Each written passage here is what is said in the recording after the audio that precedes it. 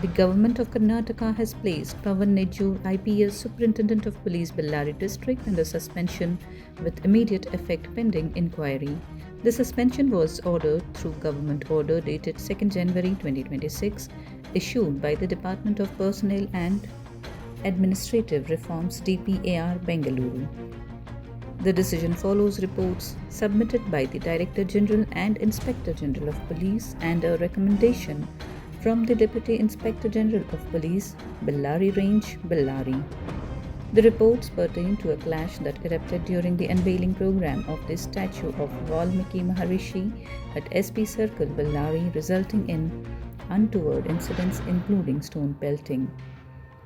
The state government, after examining the matter, concluded that the conduct of the officer amounted to violation of Rule 3 of the All India Services Conduct Rules 1968.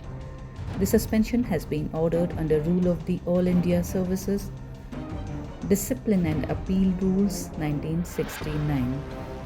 During the suspension period, the officer will receive subsistence allowance as per rules and will not leave headquarters without written government permission.